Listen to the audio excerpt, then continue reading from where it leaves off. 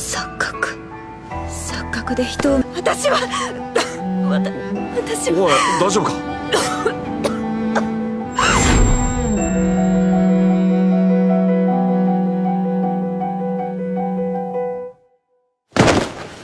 クジライ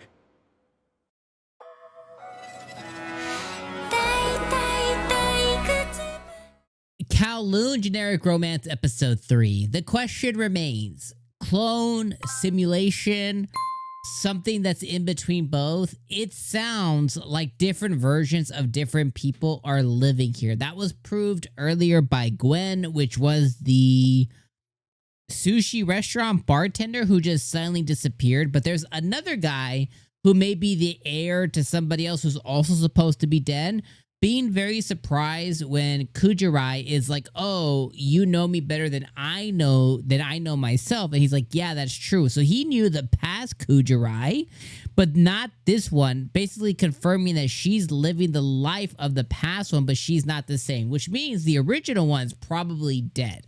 How did she die? When did she die?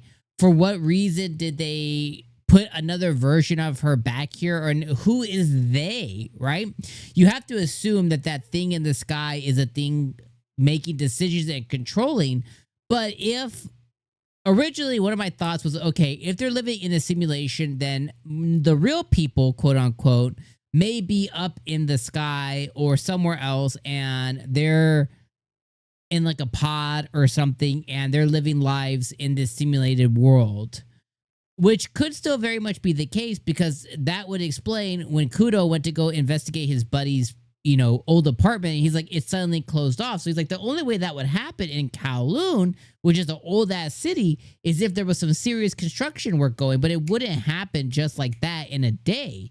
So it's like something or somebody's in control of it. So I still go with simulation, because that's the only way you can make changes without anybody noticing. That doesn't take a long time. It's like, oh, it's a simulated world. Okay, let's say that's not the case. Then you have the weird doctor, gay doctor, bi doctor, who was definitely sleeping with green hair boy. I think that's unnecessary for the plot. I mean, I didn't even know that Mr. Slithery Little Snake swung that way. But if he does, cool. I guess him and the bartender are together. But then that leads like, okay, well, what is his interest in Kujirai in that sense? Because he seems to have some kind of attraction towards her. And it may just be like a sadistic attraction, because he's attracted to what she is, not who she is or who she was. So there could be something there as well, too. But it's really hard to say for sure. He could just be playing the field. He could play for both teams. They could play for all three teams, whatever it is. Doesn't really matter. It's fictional. Doesn't really matter. I just found that really interesting. And part of me was like, is that needed for the plot? I guess it could be if him and the bartender are together and or are scheming together. But one portion or part that I thought was important was showing us his snake tattoo. And he has a split tongue thing going on too, so just reaffirming the whole snake thing within him being a slithery little snake. So we have that as well too. And then at the end of the episode, we finally have Kujirai, after the information she got from Nakwen, whatever that guy's name, I'm just gonna call him Nakwen right now. She finally confronts Kudo, because at some point Kudo was like, hey, just remind you I don't like you. And I don't know really why that happened exactly, but he felt compelled to say it. And she finally blurts it out to him. She's like, okay. And it seems like it's programming, right? Like she could be an AI. She could be a robot. She could be a clone that has some kind of programming within her. She could have been like brainwashed. It's so hard to say. And they want you to guess all these different ways. They want it to be a mystery. And I think they're nailing that. But, she finally musters up the courage to ask Kudo. She's like, okay, I'm not Kujirai. I'm not this, I'm not that. He's like, yeah, you're not this. She's like, but I am in love with you. He's like, that might just be how you're supposed to feel that way, but that might not be the case. So he knows something's up too. And as she starts to like put these things together, like something like basically turns her brain off, as she's like realizing it or remembering or something. So, then it goes back to the theory of, okay, she's a clone.